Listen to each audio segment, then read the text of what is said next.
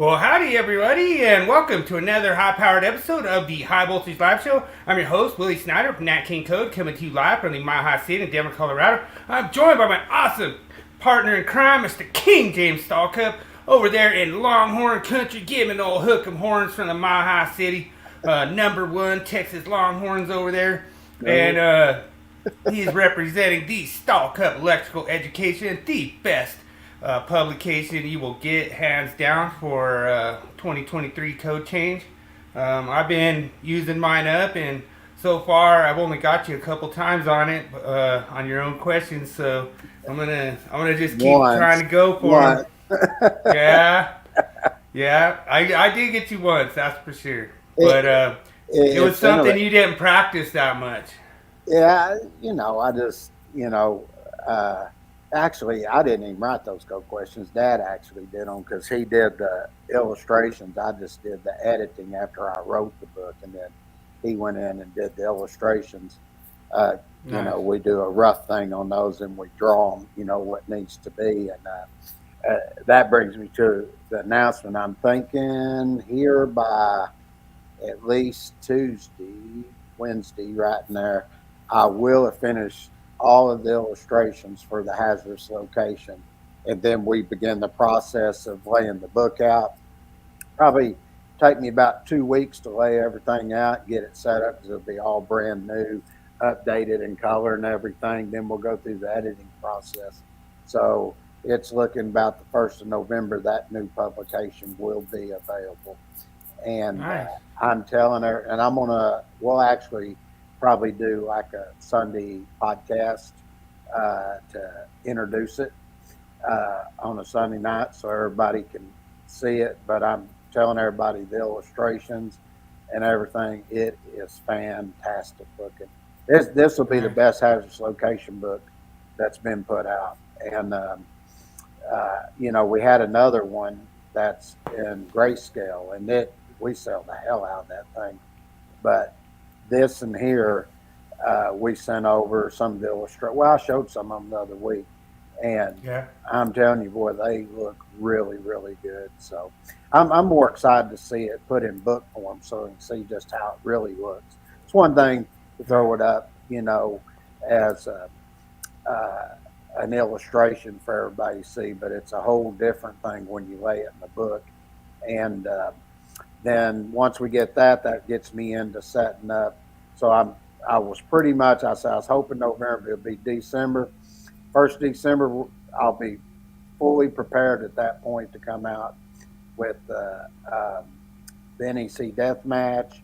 We'll have all the new publications that'll be on there that you can purchase, and which will be contained within the site. I'm going to show everybody it has a ton of features you can go in.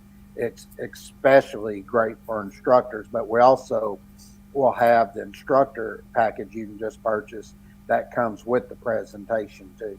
So you can teach the presentation, and then your students have the publication. Then eventually we'll roll it over into all the online, and where you actually can click through the sections and work calculations and all that stuff. So we've been building that as we go too. So next year, 2025, get ready. Y'all are about to see everything I've been telling you. You're about to see it in its full glory. And I encourage everybody, go compare, and then you'll see just what we offer, and then you can make a decision from there. So anyway, that's my announcement for today. And I got one more announcement. Okay. Saturday is going to be awesome. The Longhorns are going to whip Sooners' ass, and we're going to retain that number one rating. It's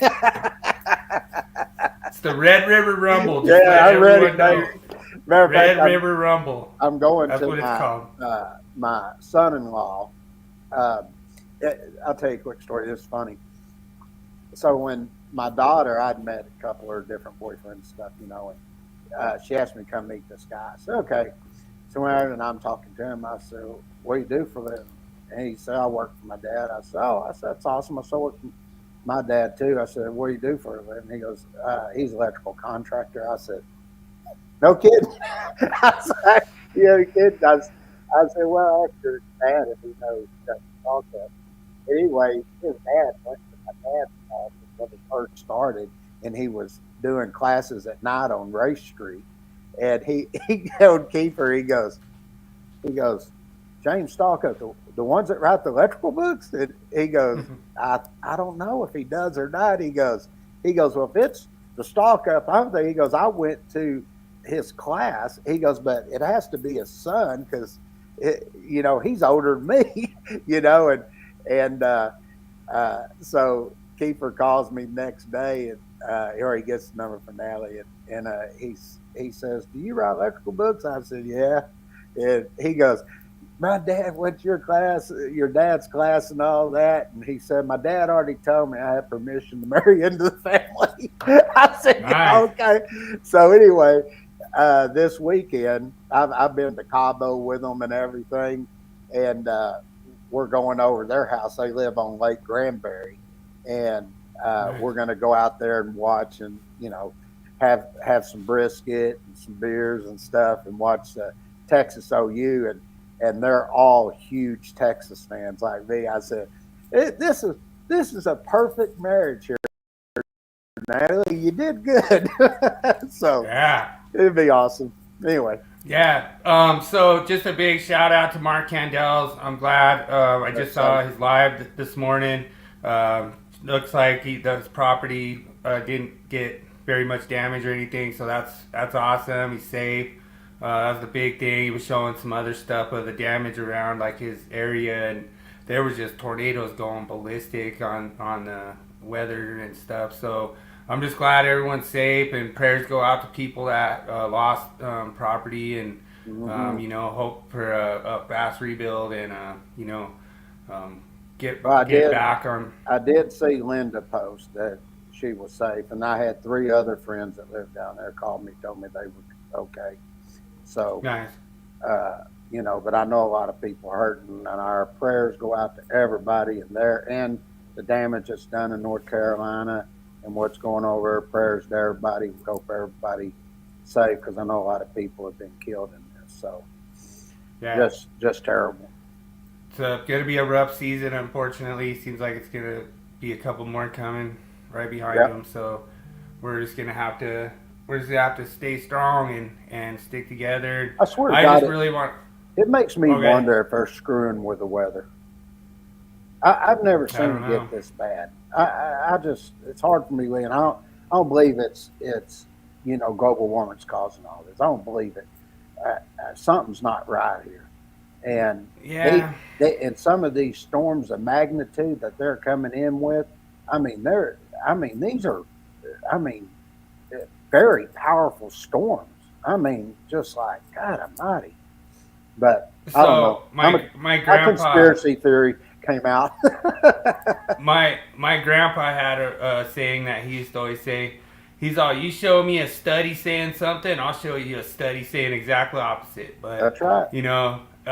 He always believed that it's just a natural weather cycle, and a lot of times, Mother Nature's gonna heal. So I'll tell you something that's interesting. It's funny you brought that up because we go every February go skiing up at Santa Fe, and the one year we went, there wasn't a lot of snow. You still ski, but it just wasn't as packed as it usually is. There's not as much snowfall. And I was looking in the Farmer's Almanac, and it showed right there at that 10 to 12 years, you get that low snow count. And the next year was going to be heavy. I'll be damned if it wasn't heavy. They had, I don't remember what the inches were, but it was more snow than any time we've been up there. And they had ever lifts open and everything. And it said it would go for another 10 years, and then you'd have another one, 10 to 12 years that you'd get a low one. It was really interesting. And they actually backed it up. I think they had done like 80 years or something of it, showing the snowfall and everything. And it was in a cycle like that. It was really interesting. But then again, I think that year there were a lot of cow farts that were out there, and it heated up the climate. True. No, yeah, it was funny. One time I was doing a job at DU, Denver University, and there was some instructor, professor who was in his classroom talking or something, and he mentioned something about cow farts, and I started laughing. Dude, I thought they were gonna throw me off the free property, man. They got madder than hell. You're not supposed to laugh. Oh, you ever see where you're going down the road and you hit a little dip and it's, and I'm just like, oh, I was like, nah. I was like, I never really paid attention that much. I was listening to this thing, and I hate to do politics, but something funny I heard, and they were sitting there talking, and they were saying how the guys, the men, are all turning voting for Trump, and they said, yeah, you look at the union that they're endorsing in, the truck or whatever union it was, and they said, and this is what they literally said. They said, but a lot of the reason that is, they said, because they didn't go to college and they're low educated voters. I was like, oh wow, I cannot believe you just said that.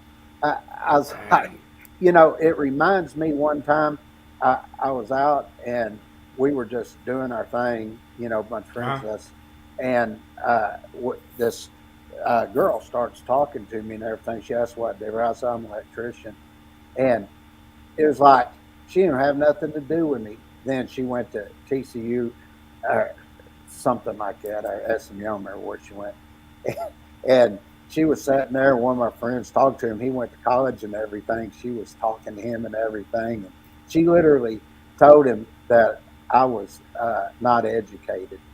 And he goes, what? Him? He goes, that some bitch writes books and stuff for engineers. He goes, he teaches them.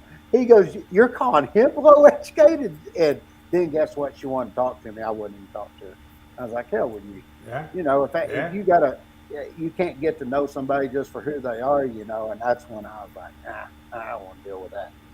Show the old true colors. That's right. But I do want to give a big shout out. Thanks so much, everyone, for the participation in Nat King Code. It's so awesome. I just found out I'm in Facebook jail all the way till next year, so I can post again. January 2nd, 2025 again. So what the hell did you do? Just a bunch of groups, I guess, got shut down. Actually, they gave me one more. And I went and left admin of that group right away because I'm like, oh man, I can't take this. Like they're ready to disable my account and stuff. So wow, it's pretty serious. And the thing that sucks about Facebook, which is really rough, is they switched the thing. So like if there's any violations in a group that you admin, they start putting them on you. And they're trying to put pressure for us as admin to kick them out. We're like, you're the one sitting there giving them jail sentences and everything. Like, why do I gotta do anything, And the whole thing is like they just keep moving the goalposts, And so, I mean, I love Facebook and I love posting on there, and I love the participation I get. Electrical code discussion for awesome electricians at like 28,000 now. So we're gonna probably be having a 30,000 podcast here coming up. Pretty soon. We could even do it for Monday Morning Coach or whatever, And that's pretty good because one of the things with the new learning management system, we are going to have a message board on there where you can go in and you won't have to worry about any of that. We'll monitor it and everything, but, if it gets out of control, but there, won't have anybody like Facebook and somebody with their little feelings getting hurt because somebody disagreed with them, and then saying, you can't say that, even though it's true. So, we're not going to have that on my message board. I can tell you that right now. So yeah, and a big shout out to Tabitha L. Ask the Lady Inspector. She just launched her podcast last night. It went real well. I was in there asking questions and stuff, so she's doing a really good job. So big shout out to you, Tabitha. And like I say, she's a member a bunch of my groups. I just saw her post on electrical code discussion for awesome electricians. So go over there and check out her podcast. It's really awesome. She basically just does like frequently asked questions that people ask an inspector, and she covers them different angles, like final inspection. They have different inspections out there in St. Louis, which is real interesting too, because you get to see like their procedures and different stuff they do that they don't do here, and different ways they do stuff. It's pretty strict over there, the way she's talking about stuff. Like they're talking about having clearance on the VAVs, like up in the ceiling and stuff, and like it's almost impossible to get those set up to where you have working clearance. But like I say, it's one of those things. I would say that's something that's not likely to be worked on while energized, because you have to turn the switch off to open it. Right. Now, granted, your line side terminals are still going to be hot, but if you got that line side barrier on there, I'd say that's still an electrically safe work condition. So it's just one of those things, everyone looks at code differently, and it's so awesome. Every week, everyone joining us and just hanging out and just talking about code, talking about the trade. Feel free to jump in here, ask any questions you want. James answers a bunch of questions, and like I say, I try to do my best from being out in the field, and I kind of see a lot of like what common things happen. But I don't know what you think of my meme this week. So it's pretty funny. You forgot to send a wall of shame, but never fear, I went and grabbed one. Oh, nice. All right, let's roll the meme, brother. All right.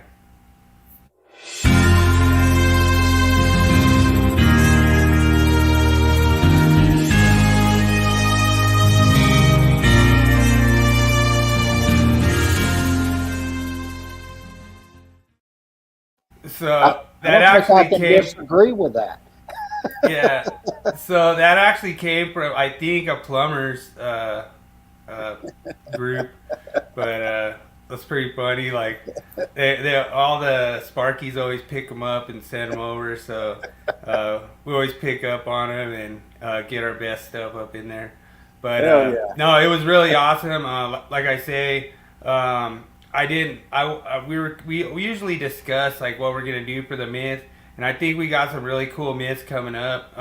But this one is just kind of one of those myths that for some reason, I'm not sure why, it just becomes a myth. And like I say, I don't understand why. I don't get where it comes from, but let's roll the myth of the week.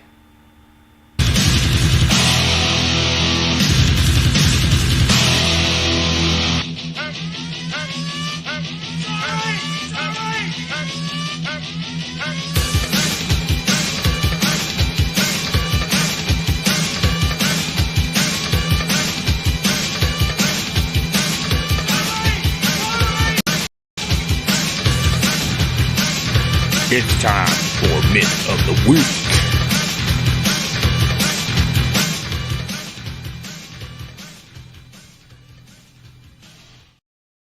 Alright. Oh, look who freaking just pops in. Uh-oh. Would that looks like be King James? Danielle? Looks like King James is in trouble this week. I'm gonna start calling Danielle. he gonna be texting me, cussing me out. DJ's gonna get you this week, man. What's it on this week? It's on national precipitation amounts. Rain. Rain. Okay. Yeah, so like what towns? Okay. All right. So let's get started on Myth of the Week. So this picture is actually for attention. It was really funny. One of the foremen missed the island by about 30 inches. It was pretty funny. But it wasn't really that funny because we just basically had to abandon it and run a new one. But anyway, you could picture if this. Let's just say that we took that PVC and just went up the outside of that island and just put a box on there, is that exposed to physical damage? Well, you could perceive that people are going to be putting like a chair up in there and they're going to be kicking their feet up against that island. So I would say that would probably be subject to physical damage. Now, like I say, there's a lot of kind of weird caveats when it comes to this because the reason I wanted to run this as a myth because as electricians, when we go to run PVC on the outside of a building, we just get Schedule 80. We don't even question it. We don't argue it. We just go get Schedule 80. But in this case that we were working on, the reason I wanted to run this myth, there was probably maybe like 6 to 10 inches of exposed PVC Schedule 80, Mm-hmm. And I don't really see that being subject to physical damage in that short of a distance. Like, I would say it would have to be at least probably over 18 inches emerging from grade to be considered that subject to physical damage. I mean, I would make the argument that Schedule 40 would have been just fine for that. Part of the thing is the run's underground. So that's giving you a pretty good sturdy support.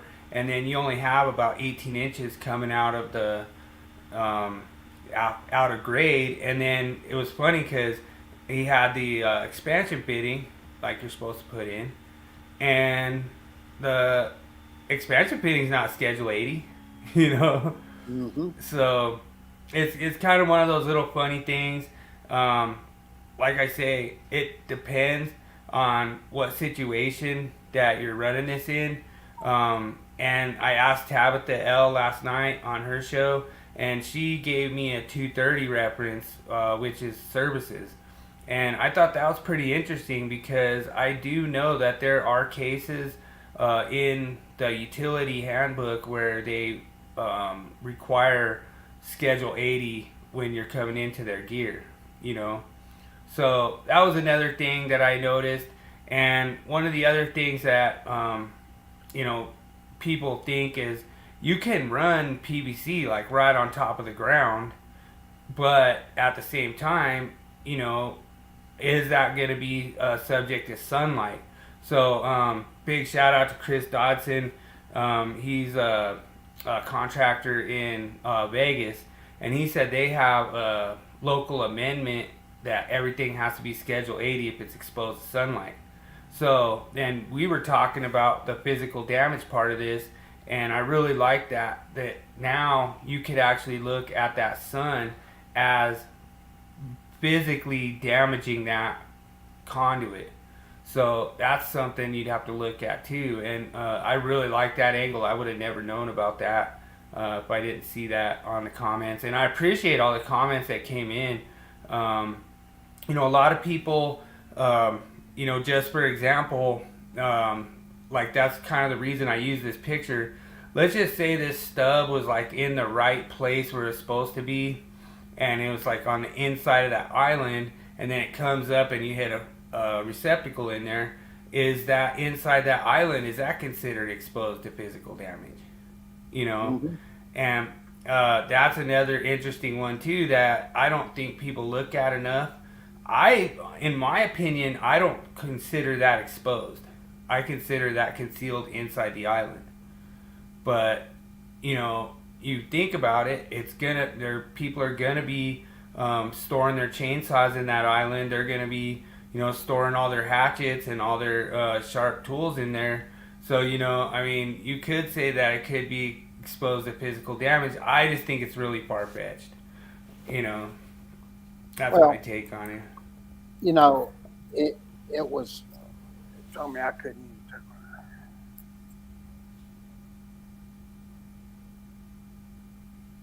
my... Huh? You tell 100. Oh, so I think what he's talking about is they had like a stud welder, and he was saying that he couldn't use it on the 115 volt circuit because it would like trip the circuit. But what he's saying is it has a capacitor so that it only discharges the voltage and you don't need doesn't like draw on the circuit. That's what he's talking about. Oh, well, when I looked at them, yeah, that's why I was like, I don't know what the hell he's talking about there. I've never heard that. But when I was given an example of this when I first went to work as then chief electrical inspector, city of Grapevine. We used to have the Corps of Engineers who used to oversee the marinas, and the marinas were bad, and so they just asked the city to take over. So that's what we ended up doing, and we had Scotty's Marina and something Landing. I can't remember. It's been so long now. But I went out there, and one of the things I noticed is out on the edge of the docks out there, they had ran Schedule 40. Well, you take those boats and everything bouncing up, through waves coming in and stuff. It basically what it did, it just tore the Schedule 40 to hell. So that was one of the things I wrote them up on that needed to be fixed, because that was something that was exposed to physical damage. Now, it's interesting because there's no definition for physical damage in the NEC, but when you go look at the collocations for physical damage, basically they have a few things in there, and it'll say catastrophic damage, considerable damage, damage of surface, damage easily, damage incurred, damage occurs, and damage property. But the one that's interesting is damage easily. Now, that is where an interpretation would take effect at this point. And I just sort of believe if I took and I was outside, say I was at my house, and I took and I ran Schedule 40, and say it was like 20 inches up from the ground, and I run across and I connected and set a box outside from an 01. I wanted to get one closer to the front up there, and I just tied off of that circuit and came over and set another box, and that was up above ground. I would consider that not exposed to physical damage. But now if I had one coming out of the ground, and this is interesting because when I built my first house, I had taken right there at the service, and my ex, she wanted to put these weather vanes and crosses up on the top of the house. So I set it up where I would take and ground everything out. So I took and I did a ground ring all the way around, but right there at the service where I went in the ground, I actually took Schedule 80 and I come up out of the ground, and I come up probably about 18 inches, and it was open on both ends, but I took and ran my ground rod through there because I didn't want to take a chance on the lawnmower hitting up against a weed eater or something like that. And therefore, since the lawnmower or something, it could push in there and hit, I wanted to make sure that I had something that would protect that. So I didn't use Schedule 40. So I used Schedule 80 and didn't use Schedule 40. Right. So I look at it as an inspector is what type of damage is going to be inflicted on. Is it going to be, like I hear some where they come up out of the floor and they got their cabinets and they turn it up and they got a Schedule 40 and it pops up through the cabinet at the back there under the sink. And I've seen them come in and say, oh, that's got to be Schedule 80 because somebody can hit it. That's bullshit. I know. I mean. Oh, what's up, John? John White. Hey, thanks for joining us, brother. And I told him, I said, no, that's not physical damage. There's not anything there where somebody's actually going to damage that. I mean, somebody had to go back in there with a hammer and just sit there and hit on it. I mean, So sometimes you got to use some judgment in the way you're looking at this. And when you go over and you look at 352.10K, they actually move this up into point 10. They tell you we're subject to physical damage. You remember they used to have in the code where it used to say we're subject to severe physical damage. Do you remember that? Oh, yeah. Didn't they remove that? They removed that because they couldn't define severe, what was considered severe. That's why it went out of the code. So they just left it at physical damage. And I believe when you're looking at physical damage here, I think that is up to the interpretation of the inspector that's looking at the job. And that's why I'm giving a lot of different variables here for you to look at. But they tell you that if you do have PVC here, and it's subject to physical damage, not only does the conduit have to be Schedule 80, but also the PVC elbows and listed fittings for PVC conduit shall be used. Dude, we need to get like a little alert, like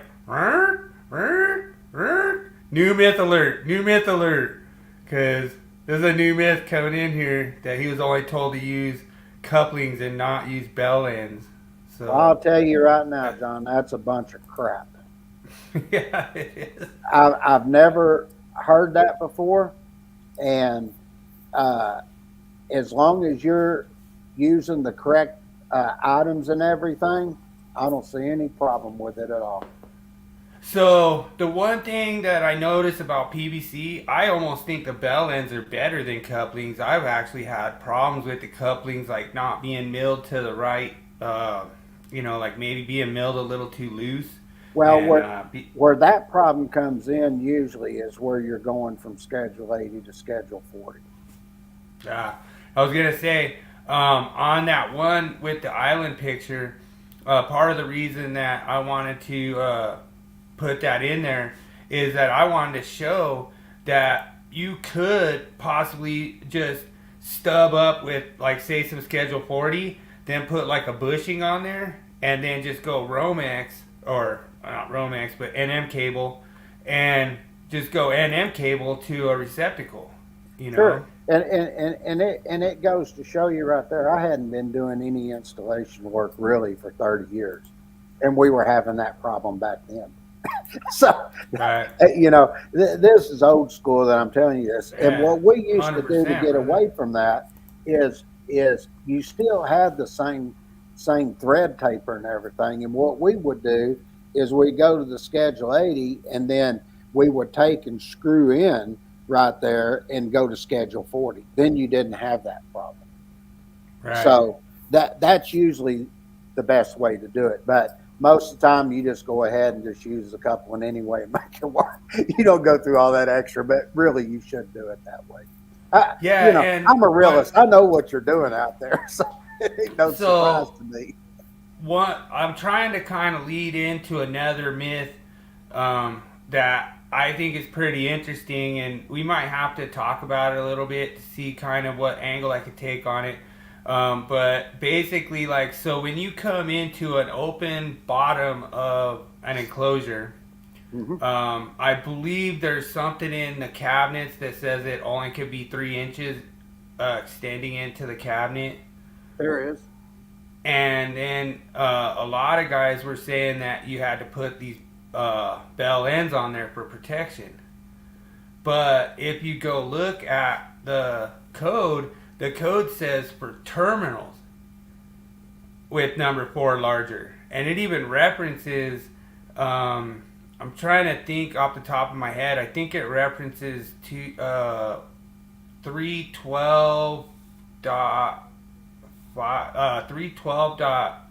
something, 312.10 possibly, but it references 312, and then when you go in there it says where conduits enter an enclosure, then they need to have bushings. But when you go look at it, it references 300.4G, which is basically for terminals. It doesn't say anything about actual conduit ends coming into the enclosure. Yeah, we actually show in our publication, we show two different types where you're coming in with PVC or you're coming in with steel conduit. And then we give a lot of design tips in there about bonding everything. You're coming in with steel, you're coming in with PVC. You don't have to go through them extras, but you do. And if they're number 4 or larger, you need to put a bushing on there. And then the other one, if it's steel, you need a bonding bushing. But if you look on the PVC, it doesn't say you need a bushing on there. It's pretty interesting. Like if you go look, I'll go pull when they put that in, because if you go look at the panel substantiation, they wanted a bushing on there to protect the wire. Didn't matter what type of conduit raceway was coming. Well, no, but I'm saying that in that condition, you're entering through an open bottom. You're technically not entering an enclosure. You're entering a cabinet. But I would really like to kind of do that maybe for like next week to kind of lead into, because we had some pretty good arguments about it, and nothing really says that you need bell ends on the open conduit. Yeah, go ahead and pull that next week, and I'll pull all the information out for everybody to see. Okay, cool. Right on. I love when we get next week. No, I love it, and like I say, I kind of like to play devil's advocate. I like to play both sides of the argument and get people stirred into a frenzy. But it's really fun for me because every time I do that, I learn.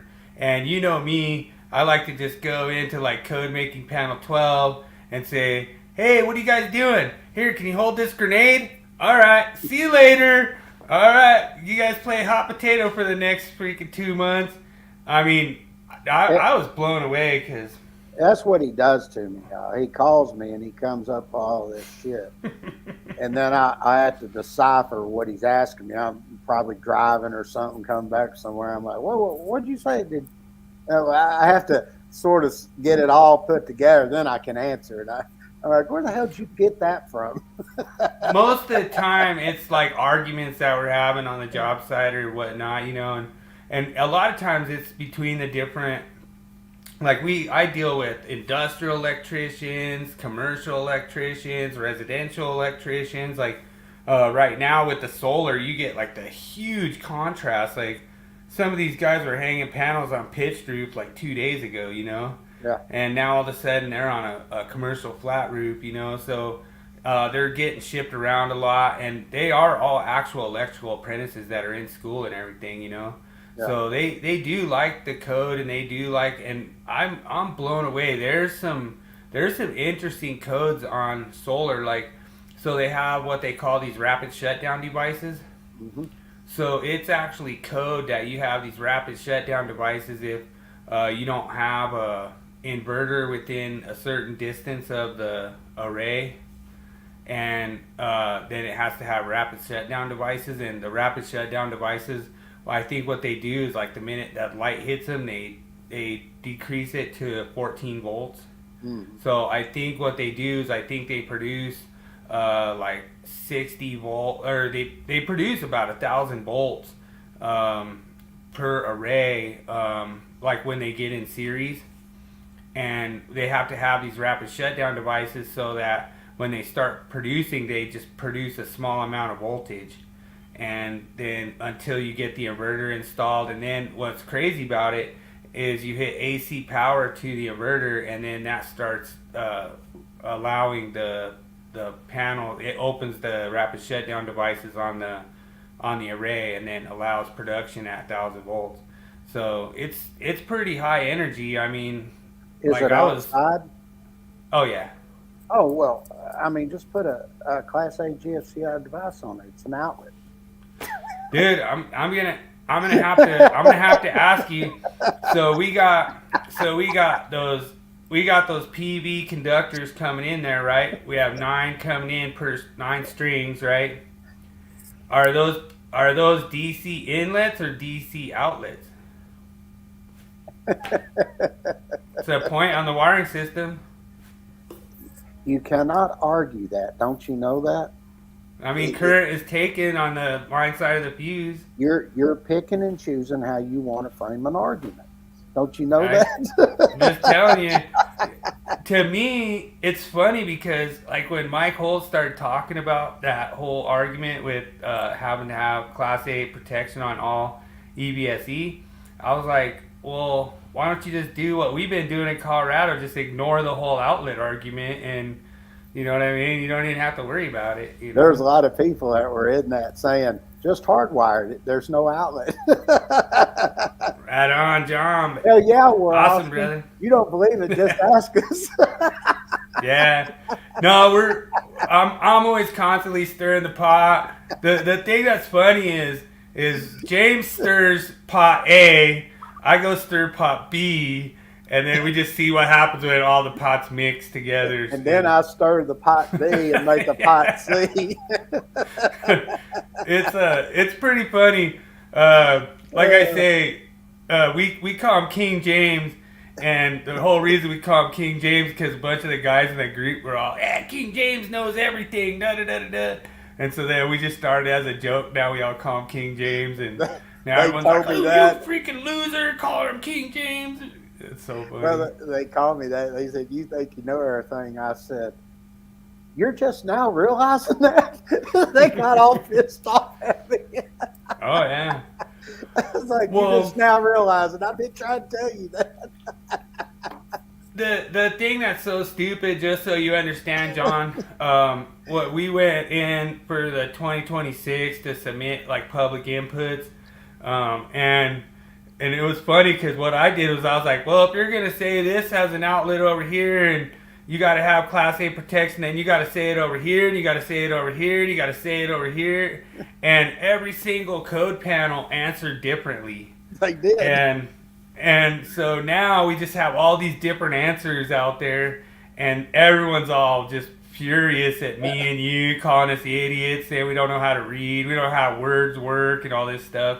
Let me give you the lowdown, John. This is how it happened. So about 3.5 years ago, Bill has the Willie Jackerson podcast. He asked me to come on, and I didn't know anything was going on. I didn't even know this argument, anything. I really didn't hardly do any social media at all. And I said, okay, yeah, I'll come on. And he's asking about GFCI protection. And he said, well, what about an AC? And I said, what about it? He goes, well, there's, Ryan and Mike, and they say you got to have GFCI protection. I said, for what? He said, because there's an outlet. I said, there ain't no outlet there. I said, that's nothing more than a termination.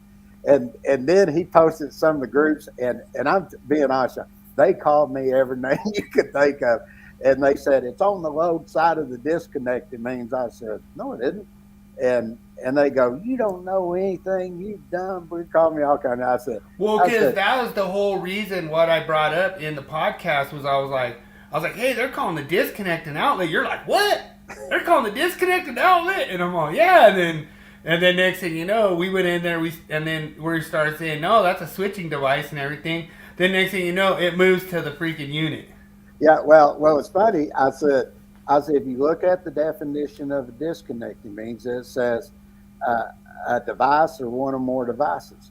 So I said, you go look at a device. I said, if y'all are going to say that, I said, hell, I can say the circuit breakers, an outlet. And so they left that, and then they went to the AC unit, and I said, okay, I said, is that rated for a wet location? They go, what the hell has that got to do with it? I said, well, my wiring method, if I have a box out there, anything, I said, all has to be rated for a wet location.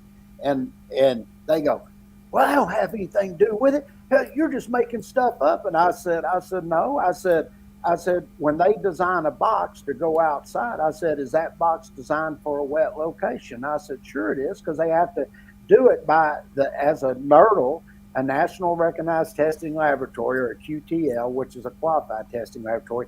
Per OSHA, they tell you have to follow the national code and installation standards. I said, so if they were going to make that out there as an outlet per the NEC, I said it had to be made for a wet location. Oh, they just lost their freaking mind over that. And they called me everything. I was like, I'm giving you reasons. So the next argument they got into is the NEC overrides the manufacturer's instructions.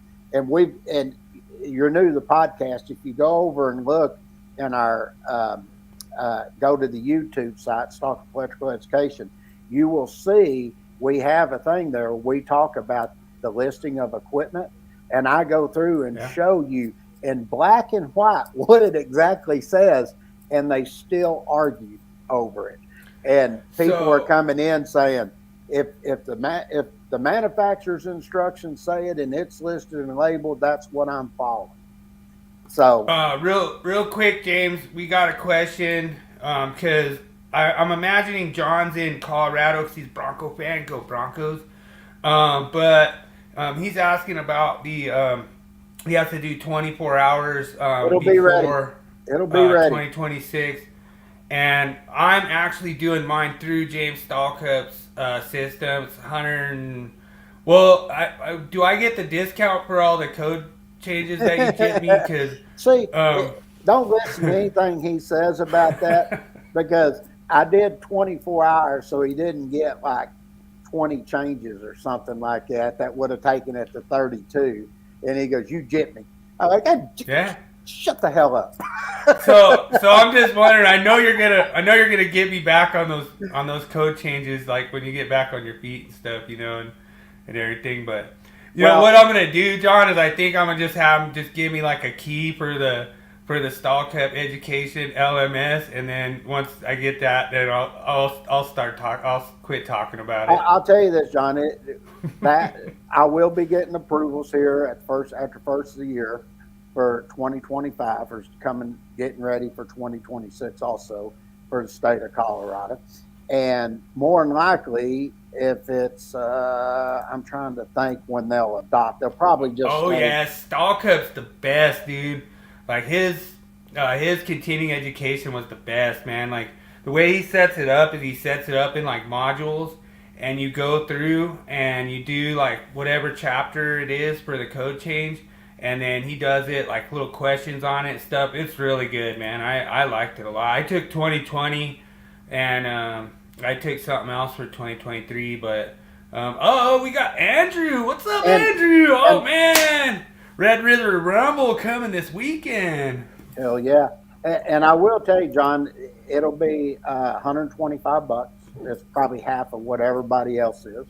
And when you go on there, I'll have it. You'll actually have the text. You'll have an illustration. We're gonna see this week. You're gonna be an ass one, Andrew. I want you on here next Thursday. I will be here regardless. You gotta be here next Thursday. We're gonna see who's gonna win. Hey, I'll tell you what. I'll be impressed if y'all score at least 10 points. Because I can tell you what's hurting OU. They're missing their top 2 receivers are out for the game. Perkins is out, and another one over here. Oh, I love it. See, Andrew, I love this. Oh, it's going to be awesome. Yeah. But awesome. Anyway, back to John. So, John, we will have that. Yeah, he's excited about it. I'm excited, John. I can't wait. We've been trying to do this since like the last cycle. What happened was James, like, he tried to drop his learning management system through like a external server, and like it recognized it and did all kinds of weird stuff. Basically, deleted his whole learning management system. So they were converting it over, and it dropped it. And I was like, all that work I'd done. So I was like, okay, well, I'm just going to redo everything and bring it up with all the new technologies and stuff.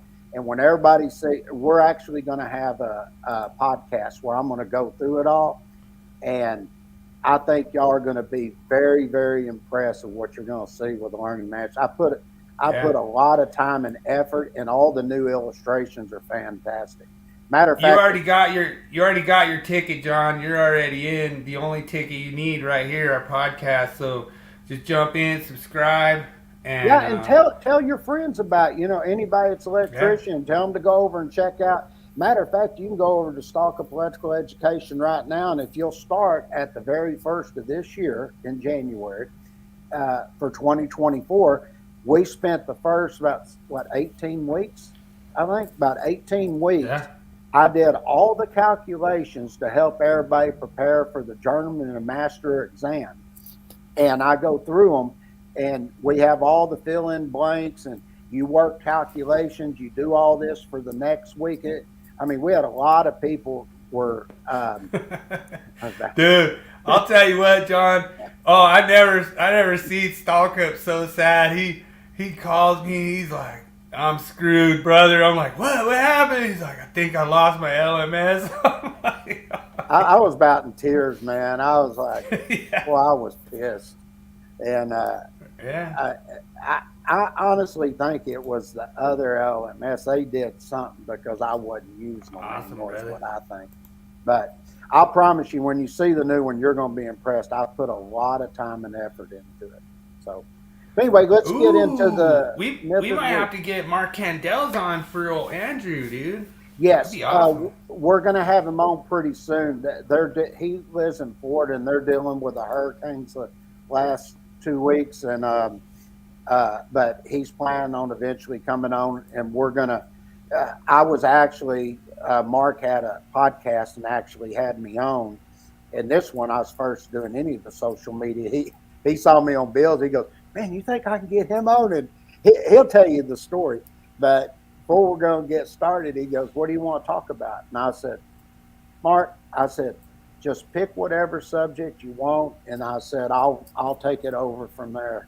And he goes, "Really?" And I said, "Yeah." And then I just started giving all this stuff, quoting all these sections and everything. And when I got off, Linda, she goes, "I had heard that you could just boom, boom, boom." She goes, "But actually sitting here watching it," and she goes, "I just couldn't believe it." She said, "I watched you on NEC Live. And when I was on NEC Live, and I think, wasn't I the only one that's ever had over 100 on there or something like that? I had only like 150, 200 on back-to-back weeks. And I think Mike's had over 100 before, but it wasn't for like sustained like you just basically broke the internet both weeks you were on, and yeah, because I was close to 200 awesome. Or something like that. But you know what we should do? We should call Mark Candel's segment. Oh. I want to do my own thing. That's what we should name it. We should name it I want to do my own thing podcast. Like that would be a segment that people want to do their own thing. How are they going to do this, Mark? By being an estimator, running their own company, because he's running Babcock Ranch over there, and he's doing pretty good. He's got service trucks out in the field, and he's done it through his estimating. And like I say, he's actually called me before. He's like, "Do I have to add fire escaping in here?" And I was like, like that's kind of good to look at, And it's really awesome to have like guys like Andrew, John, popping in. Guys want to learn. Guys challenging us, to kind of bring you guys better content, And that's awesome. And like I say, I'm always challenging James. Like I'm always like come on, man. Everyone's been waiting for the death match forever. Like, when's it coming? So just so everyone knows, the death match was my idea. I took James's 2020 continuing education 24-hour for Colorado, and like I say, that's when he jipped me the 20 code changes. And then I know he's gonna catch up on me. Like he'll probably just hook me up fat, when we get it going. But anyway, so then I saw the way he did his learning management and the way he set up the little. There's like. You usually do like 5 little questions after each little module. And I really liked it because you have to have your new code book and you have to like look them up. And the good part about it, it's really easy because you're in chapter 1, so that the code changes in chapter 1. And then what happens is he asks the question, so you're looking at chapter 1 and then you find it and cool, you can answer the question. But you didn't just do it verbatim like a lot of guys do, Oh no, I'll rewrite them that make you think. I ain't just gonna let you. And dude, that's awesome, Andrew. I like that. That'd be cool, man. All these people want to like do their own thing, Yeah, you know. and when we get, John might not know what it is, but you can actually enter the contest. It'll be that's what the NEC Deathmatch is. I'm going to run it for 9 months, and there will be 20 questions each week and 4 calculation problems.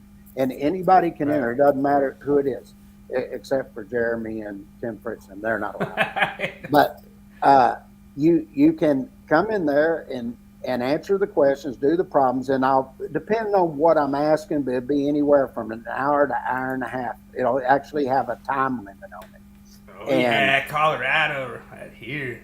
And you come in, answer those and everything, and then after 9 months, we'll tally up the scores and everything, and I'll be posting them on our Facebook group on NEC Deathmatch, and then I also will have the message board that'll be on Stock Electrical Education. You can go in there and check, but I will post what, like the top 10 scores were for the week, and what's up? everybody Mike Barr's in the house. Hey, Mike, how you doing? Mike Barr, there's another great expert in the field. He actually deals with high voltage. As a matter of fact, Mike will confirm this. He's getting ready right now to update the Stalk Up OSHA high voltage and telecommunications publication, which is our yellow OSHA book.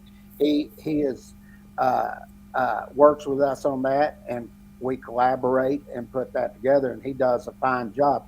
Matter of fact, as he updates that, I'm going to be putting some of the new illustrations in there for him to see, and they're fantastic looking. I've already done the new bucket trucks and everything. They look really good. So I'll be working with him to get that updated. And Mike, we've had him. We're going to have him on again pretty soon. Mike actually did one. He come in and showed. Matter of fact, I'd like him to do it again, where he goes in and he had the model set up behind, so when it shortened down through the ground lines and everything for the utilities. That was a fantastic thing he did. So we need to get him back on to do that again. Yeah, so just so everyone knows, Mike has a little scale model that works on like 110 volts, and it shows you the different areas of grounding, and then when you like touch the wrong thing, it's all dead lineman, and you know what I mean? Like, I thought that was really cool because you could actually see, like, there is times when you're working on some of that stuff that you don't want to be grounded. You know, Mike's up there by you, right? His company is Castle Rock. Oh yeah. Yeah. Yeah, that's not far away. Like, that's not far away from me. That's about an hour probably from where I'm at. Yeah. But anytime, we're gonna get you soon, brother. Thanks for coming on tonight. Appreciate it. Yeah, a lot of fun, Mike. All right, we've been screwing around so much. We gotta get to the topic. Do you wanna run the quiz, or should we go topic? We could probably get through topic. Yeah, I'll go through topic. Okay. All right, let's cue it up.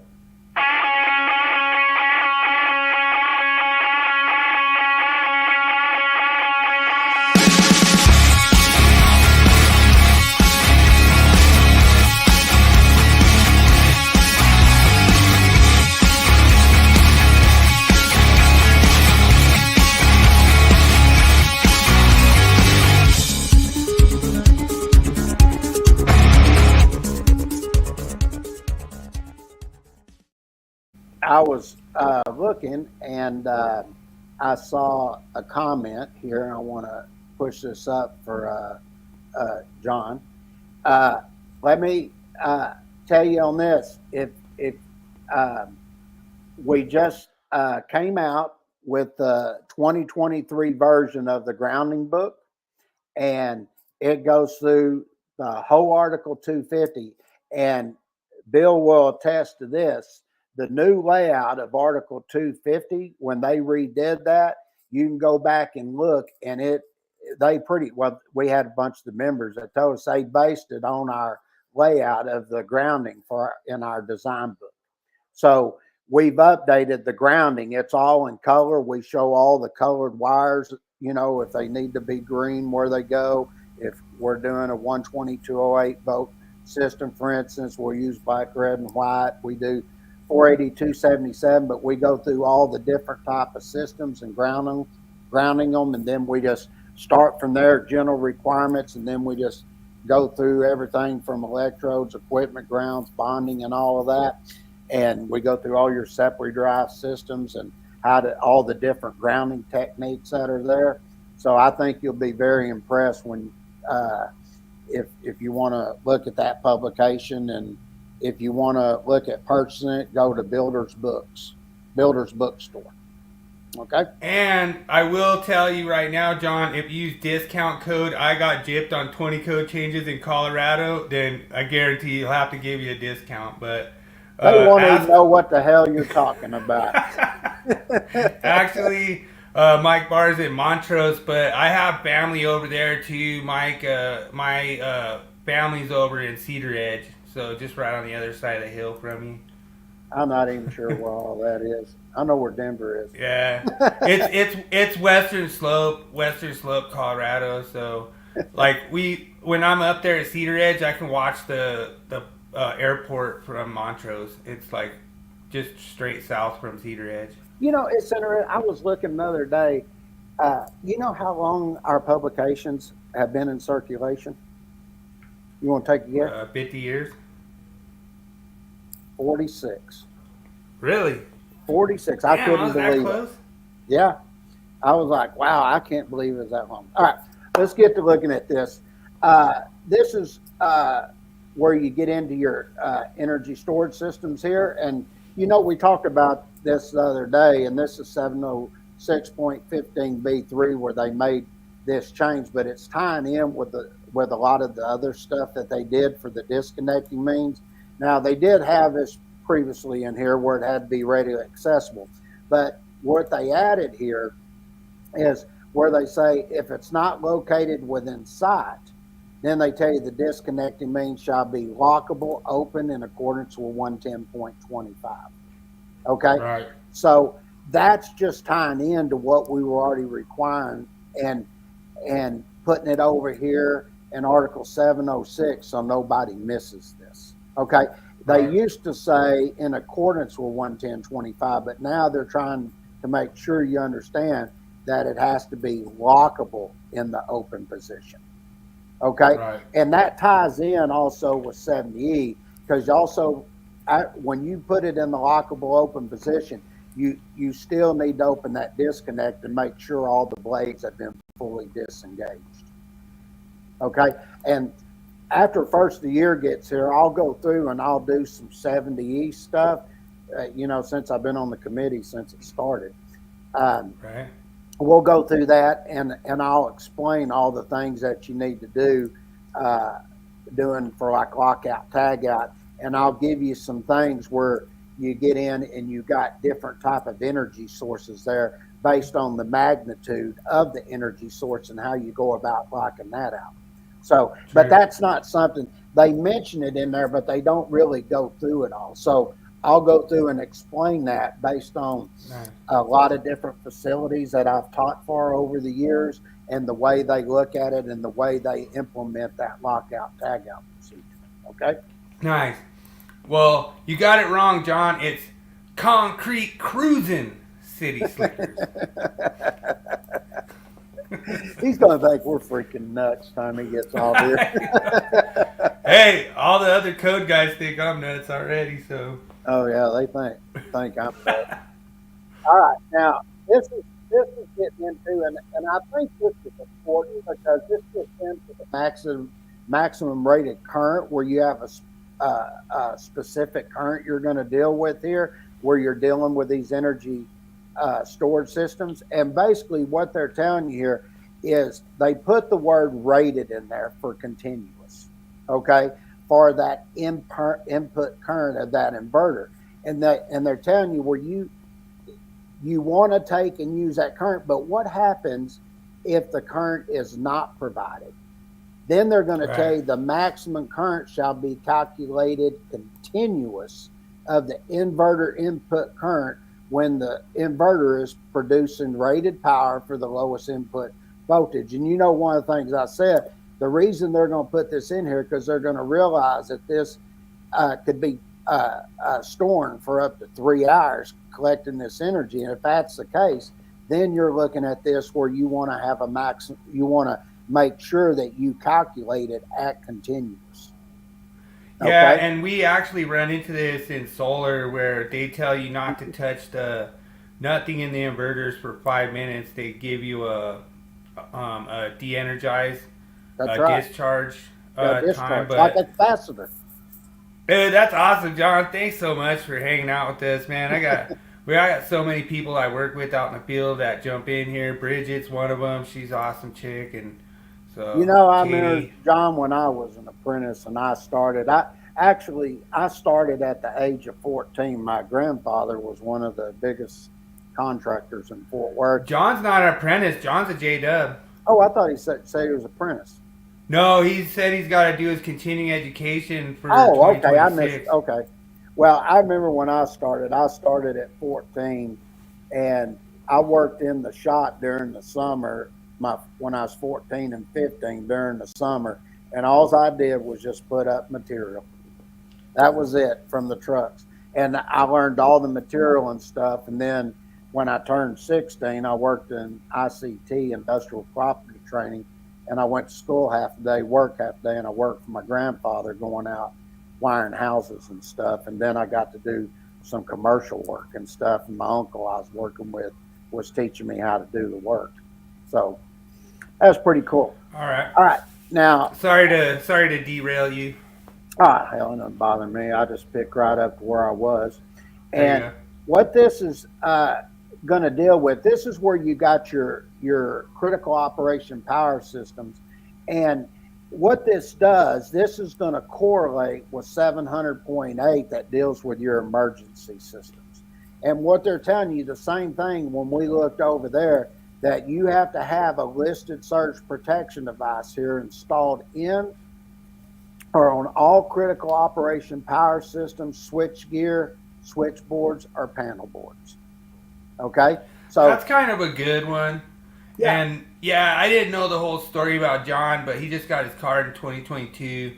Took 11 years, but he paid for his school on his own. So, dude, that's awesome, brother. That's really awesome, man. You powered through, and especially, I think you said you're in Colorado Yeah. J-Dub. So yeah, and I think welcome that's to the awesome. club. People put the time in, and I have nothing but the utmost respect for people that put the time in and learn and get their J-Dub and then get their masters and stuff. Because to pass those tests, they're not easy. You really got to study.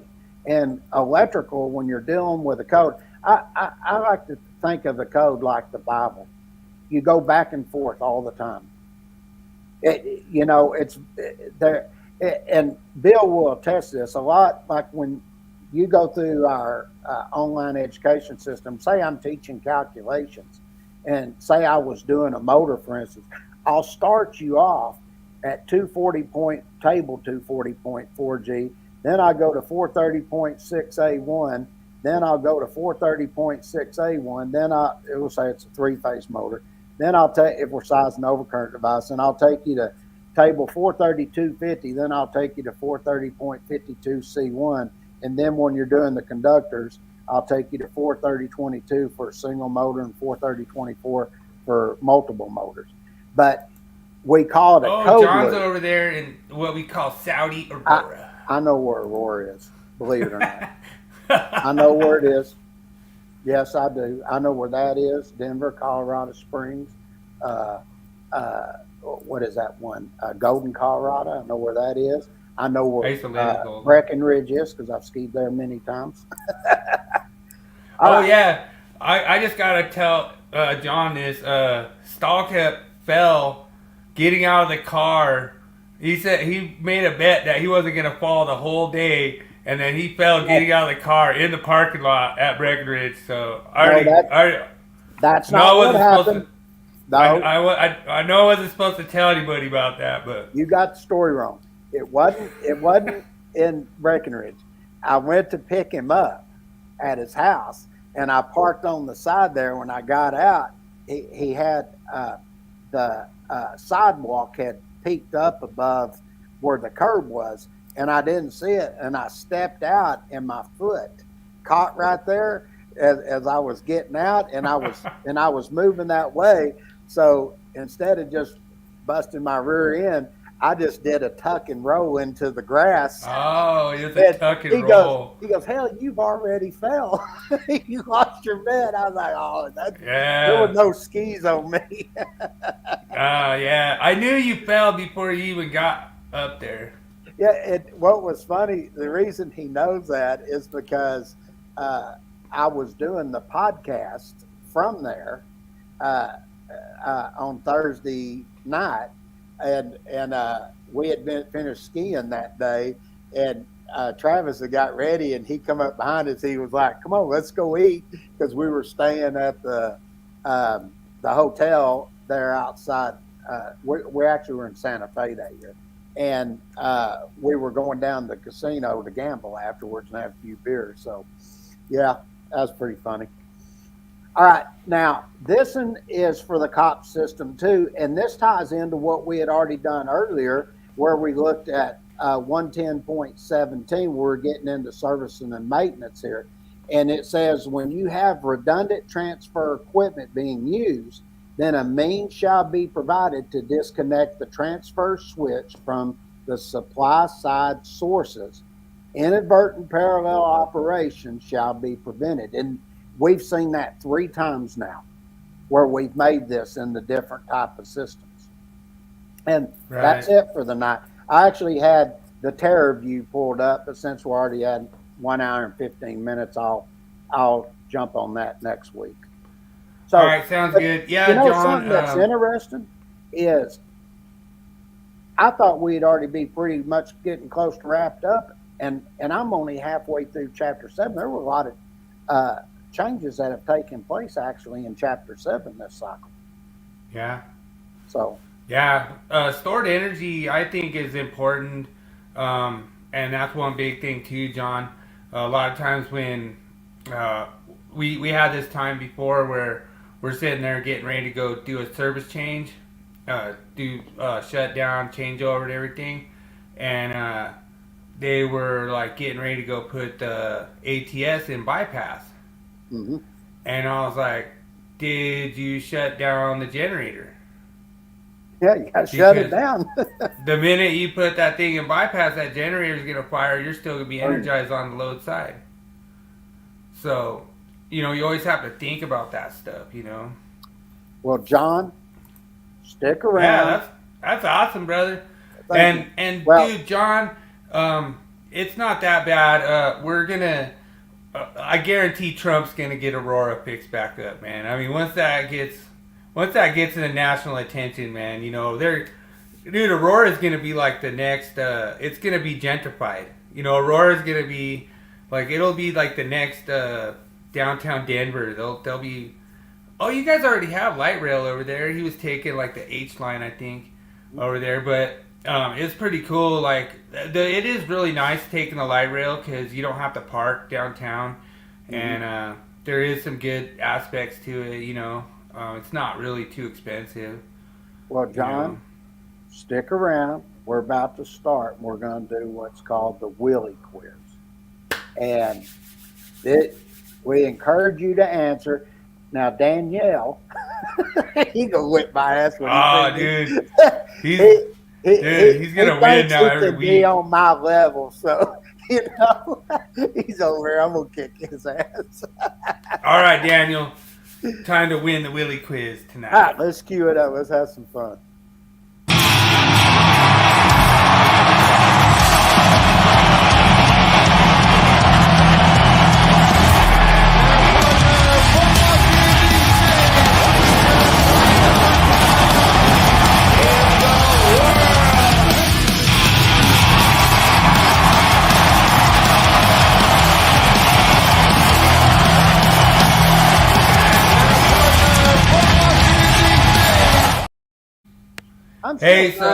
I'm still trying to figure out when you do that swim move how your head never moves.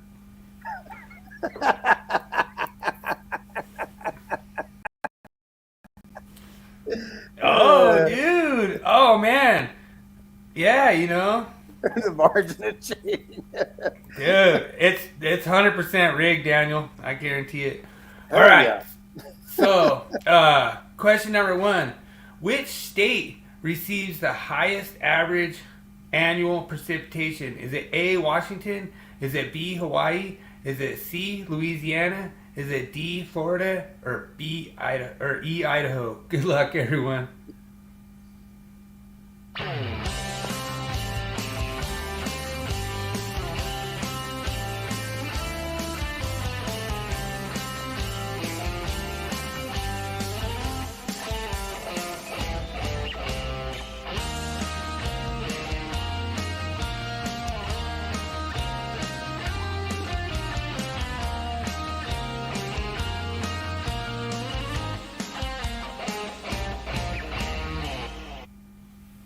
Well, this is Oh. interesting because Right away, Daniel comes out of the gate with Hawaii. Oh, Daniel, might have fell into my trap. that's interesting. Because I was thinking about Washington, and Washington, they get a lot of rain, but not heavy rain. And Hawaii gets a lot of rain, but not there. There's one part of Hawaii that gets a lot of rain. It's like Chalo or something like that. But the one that gets a lot of rain is right there in Louisiana. So, Yeah. Oh, yeah. I was thinking Louisiana's probably it because I mean, there's a reason it's the swamp area of the capital, because they're always getting rain coming off the coast there. John's And- saying his home state of Washington, so, but Is he's questioning it here. I'm I gonna go with guess C. I think YouTube. Hawaii it's B or C. So I guess know- YouTube's doing like a slow mode on John, so he's trying to post comments and it keeps shutting him down. I right. know they've done that to me too before, John. They call it slow mode. I don't know how you could turn slow mode off. It just I think James probably has some kind of setting on there that he doesn't No, I know don't about. have no setting on there. Yeah. Different comment. Dude, you still haven't turned clips back on. I still want to keep doing clips, but you haven't turned them back on yet. Okay, I'm going to go with C. It could be Hawaii though, but I think I know Louisiana gets a lot of rain. So, and precipitation is rain too. It's just not, so I'll go with C. All right. Well, I don't see John's answer in there. Like I say, he said his home state was Washington, and I don't know, Daniel. You really got this one right because it is Hawaii. So you actually got this one right. It is really not by much, which blew me away. Like all these are like really close by like bare like couple inches, Yeah, So, I knew Louisiana gets a lot of rain. That's why, and I knew Hawaii too. I knew it. Ooh, I got John too. Got you, John. Nice. Yep, answer's B. Yeah, I called it's bullshit Hawaii. on this. You're cheating. All right. Y'all are teaming up on me. Y'all are cheating on me. Yeah, never know. We were seen in the same Broncos stadium on Sunday. All right, approximately what percentage of the U.S. experiences less than 20 inches of rainfall per year? Is it A, 10%? Is it B, 25%? Is it C, 33%? Is it D, 50%? Or is it E, 57%? Good luck, everyone.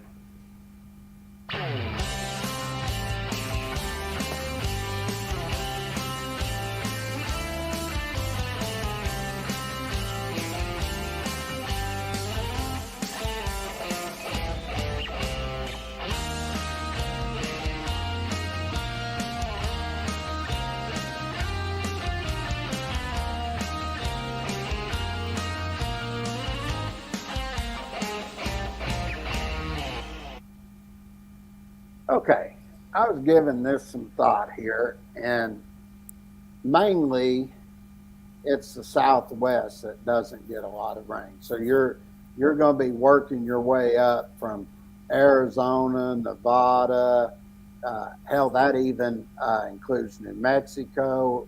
It also includes Colorado. And so you're working your way up through that zone right there. I know that's a zone where the United States doesn't get a lot. So if you're taking all right, so that, John just sent me a text. He says 57%. He's going E. Daniel is going B. I was going B too, because that's like a quarter of all the states, and it's in the southwest zone. So I think Daniel's on the right thought as I am, 25%. All right, so King James officially is copying Daniel, and you guys are both correct. It is 25%. I don't understand. I'm explaining my answer why I think that, and I'm always copying. Dude, he had his answer in first. Oh, God. Okay. Dude, you snooze, you lose. Y'all are hurting my feelings. All right. So, what is the average annual precipitation for the contiguous United States, excluding Alaska and Hawaii? What is the average inches per year of precipitation? Is it A, 28 inches? Is it B, 30 inches? Is it C, 35 inches? Is it D, 42 inches? Or is it E, 64 inches? Good luck, everyone.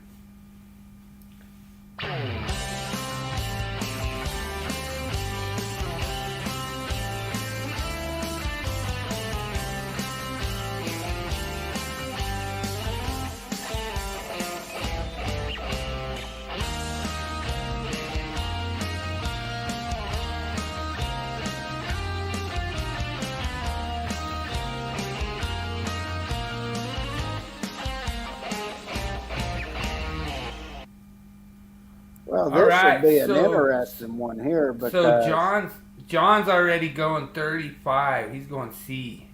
See, I was sort of at right around that range too. I was sort of I was actually at 30 to 35. I just don't know which one to go with. Well, Daniel's going 30 right off the gate. So now, if you were to choose B, then you'd be copycatting. So you might want to flip a coin on this one. That's a good idea. Let me flip. It's heads, so it'll be B.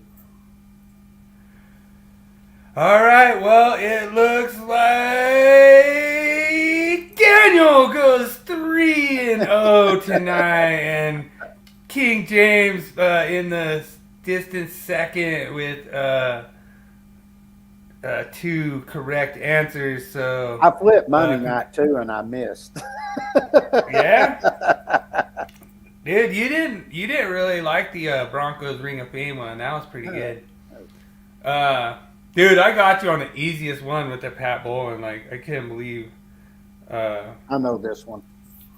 All right. So, which of these U.S. cities is known for having the most rainy days per year? Is it A, Seattle, Washington? Is it B, Portland, Oregon? Is it C, Mobile, Alabama? Is it D, Buffalo, New York? Or is it E, Hilo, Hawaii? Good luck, everyone.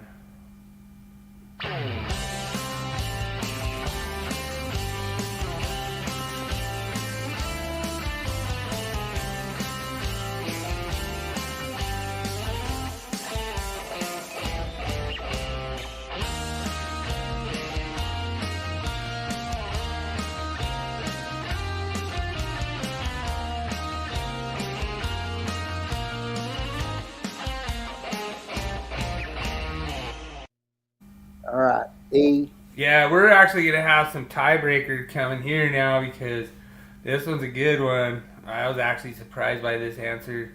I think it's E. All right, Hilo, Hawaii. Ooh, Daniel's going D. Buffalo, New York. Really? Ooh, Daniel. That's a good... Dude, if you add I'm almost wondering now if it's which gets the most rain per year, or not the most rainy days, because I know in Hawaii, Hilo gets a lot of rain. I'm gonna stick with E. Yeah, we got Hilo, Hawaii.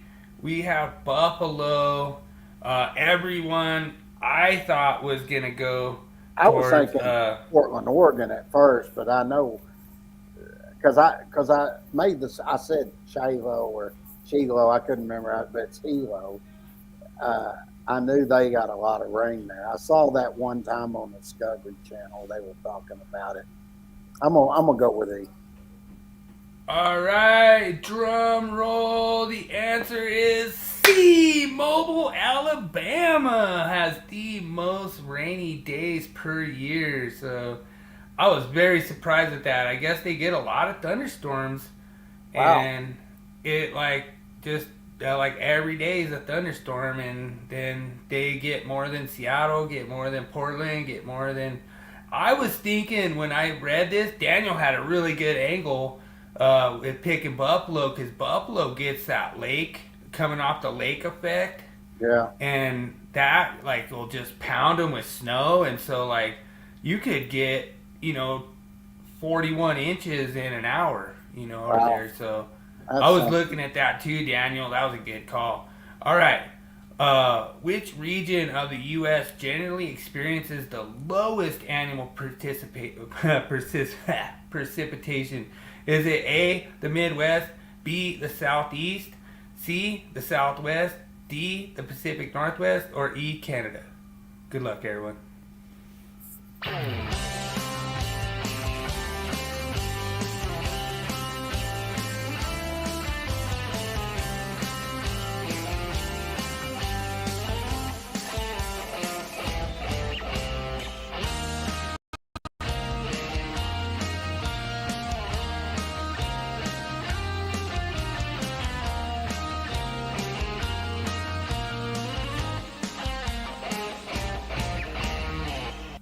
Well, I guess All when right. you scratch E off. Yeah, I thought I just did that as a joke at the end because it was getting late, and I was like, "Oh man, everyone will get a kick out of this one." It's awesome. Now our chances are 25%. Yeah, I'm gonna go see it's Southwest. yeah, and so it looks like Daniel actually got his answer in a little bit before yours. So you'd actually be technically copying him now, but I mean that's okay. And Hey, David. Oh, what's up, David? Awesome. Hope you're all right, brother. I know them. The Hurricanes are real close to you, brother, and hopefully you're doing great. But Yes. it looks like everyone ends the Willie Quiz with a correct answer, and Daniel J takes the win, partially because you called him Danielle, but also because he just is going to be doing donuts on your lawn in 20 minutes, and he's going to put a big D right in the middle of Stall Cup Ranch, and you can say it's for Dallas, but it's not. It's for Daniel J. Ah, man. I got 3 of 5. That's not bad. Yeah. The thing is that I've been getting better at trying to figure out what kind of where you're thinking. Dude, I can get you on a lot of Hawaii ones for some reason. I can put Hawaii in just. I've been to every state in the United States but Hawaii. And the only reason I really? didn't go there is because my ex-wife, she had already been there time we got married. She'd been there 3 or 4 times. She never wanted to go there. So we were going Dominican Republic, Cabo, and all these places, Never want to go to Hawaii. And I was like, I want to go. I hadn't been. I've literally been to every state but Hawaii. Next Willie Quiz is on Hawaii. Yeah. Hawaii topic. Hawaii facts. I'm going to Hawaii here pretty soon. Probably this next year, hopefully. So there you go. All right. Well, awesome. Thanks everyone for participating in the Willie Quiz. I had a great time. That was so much fun. I really appreciate everyone joining. And now we are moving on to the tool of the week. All right.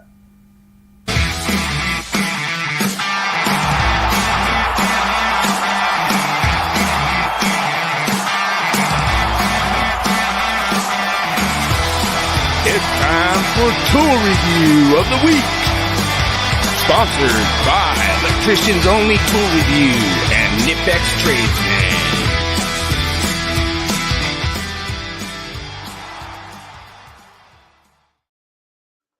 right.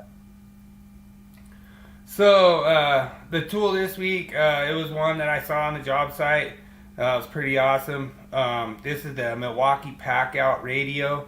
So this just stacks on your Packout. It's really awesome because it locks in there. And then it also has like the battery charger in there. So what's really awesome about this is you can just have this on board with your Packout, and then you can just charge your batteries, listen to your radio. I really thought this was awesome. I probably will do a DeWalt radio version next week just to kind of balance it out. There was some things that were kind of a little bit primitive on this. Like it does have like the USB charger inside, which is kind of cool. You could charge your cell phone, but you kind of can't fit your cell phone in that door or anything, you know. So that's what's kind of weird, you know. And yeah, and dude, I agree. Yeah, the speakers are pretty awesome, you know. Like they do a really good job. Like I could hear that thing all the way across the job site. And like I say, it's nice. The reason that this guy got this was because he does a lot of ground stuff. Like he keeps the stuff on the ground a lot, so he could just roll his tool. He could roll his Packout up with his stereo on it and everything, and just be jamming tunes and everything. And then he just grab his tools, go to work, and he doesn't have to mess with it. I do like the fact it has a radio. I have the DeWalt version, kind of like this. It's not a Packout, but I'll probably do a review on it next week. But my DeWalt one, I love it. It powers my podcast studio. I could actually go power up anything I want, anywhere I want. Like I was out there. I did my podcast out in Rocky Mountain National Park, and it was awesome, you know, thanks to DeWalt setup. And, you know, John says that one GC said turn that shit down. Dude, it was funny.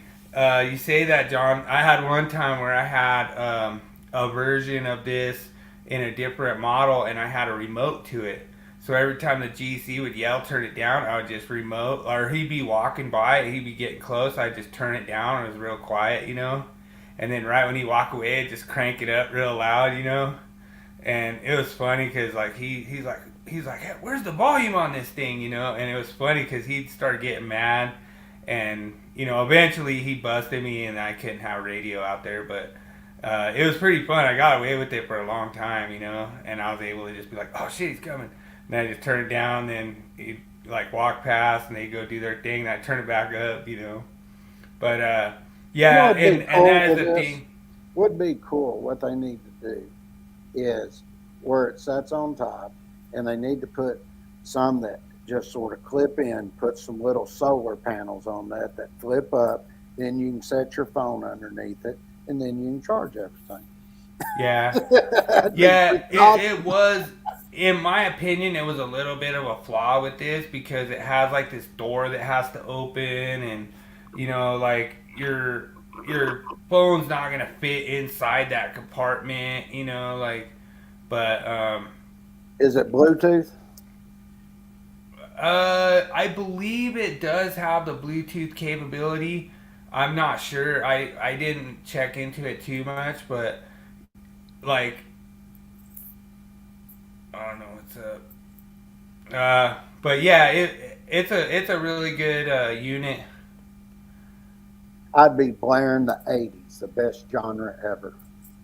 There you go. See, that's what I'm talking about. Hell yeah.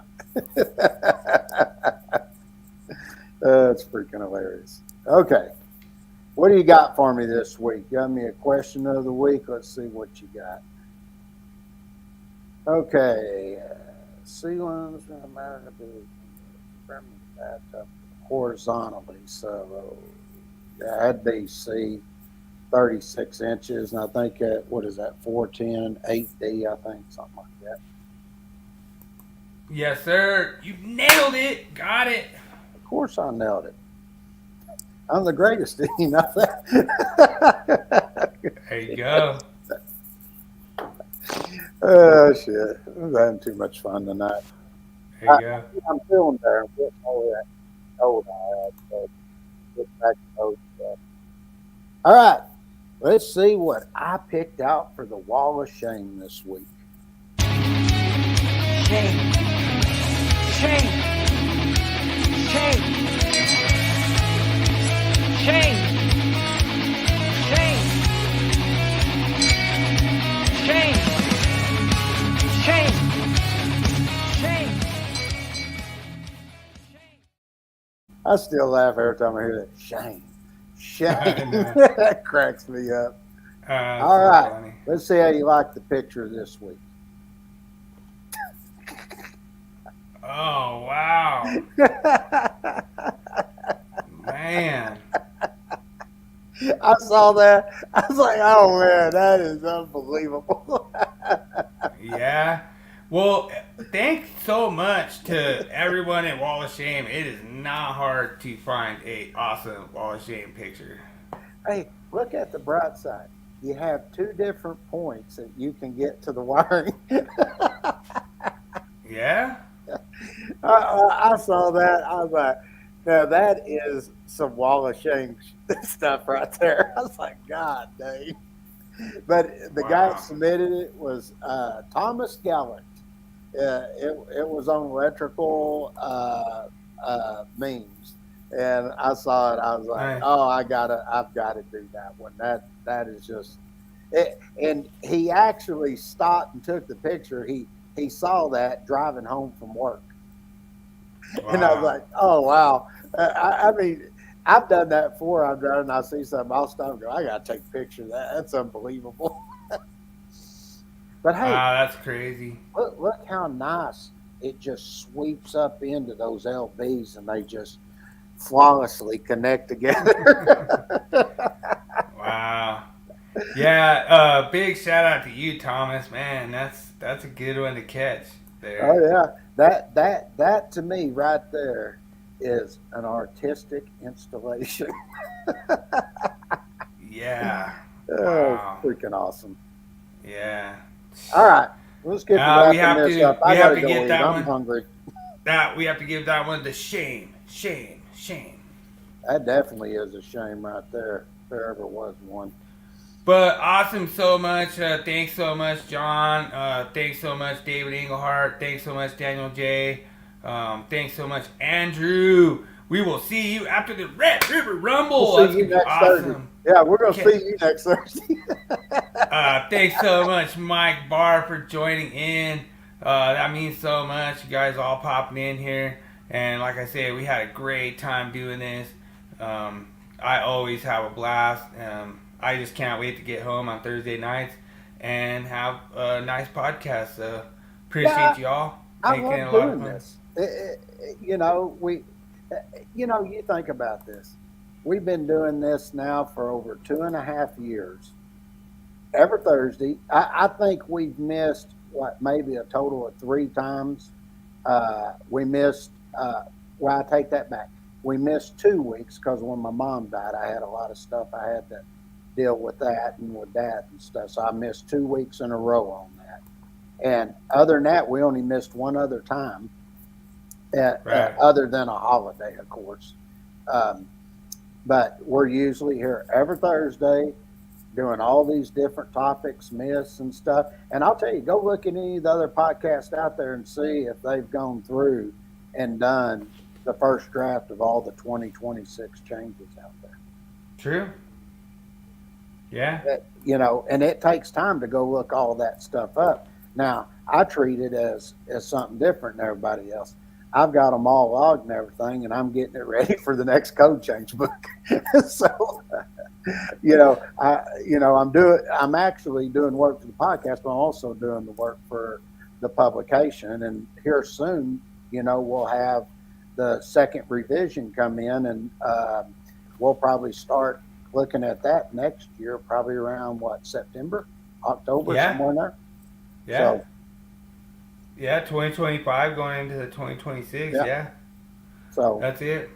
Well, I really appreciate it. I just wanted to let you know that I kind of do have a little bit of anxiety because I just went and got a couple of Seahawks receivers, and then I got Ayuk tonight.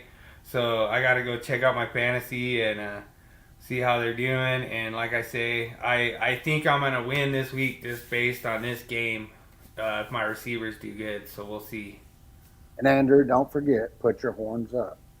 Oh yeah, horns don't go this way; they go this way. So I freaking love sports, yeah, especially football. The part I like is, fans, and they're like, oh man, my team got their ass whooped, and you can sit there and cut up, laugh about it and everything. The ones I don't like are the ones that mad more fight because their team lost. I'm like, God, dude, it's just a game, So let's just hope you don't get those horns turned to no points, Andrew. So we'll see what happens. I mean, like I say, I want to see a good game. So I hope it's real you're close. probably going to, because that game you can just throw out records. I mean, I've seen where Oklahoma was the top team, and Texas beat them. I've seen Texas, a top team, get beat, and it just goes back and forth. But if you actually think about it, you take the all-time series, it's Texas. There you go. The most wins. I'll hang my hat on that for tonight. I'll have to give you close it out right there, baby. Have to give you the hook of horns on that. Nah, dude, I appreciate it, and like I say, well, everyone go out there watch you some Thursday night football, and go hook them some horns from the Mile High City. Gonna be some great games this weekend. So, and if you want to come on Monday, we do our football podcast, Monday Morning Coach, and I'll preview the college of the top games that'll be played this week. I'll have, of course, Texas and Oklahoma. I'll have Ohio State and Oregon, and Ole Miss and LSU will be the 3 games this week. Nice. Right on. Well, I appreciate it, everyone, for joining. And as always, remember, make every day an easy day. Hell yeah. Everybody have a good weekend, and we'll see y'all, some of y'all Mondays, and the rest of y'all we'll see Thursday, and y'all have a good weekend.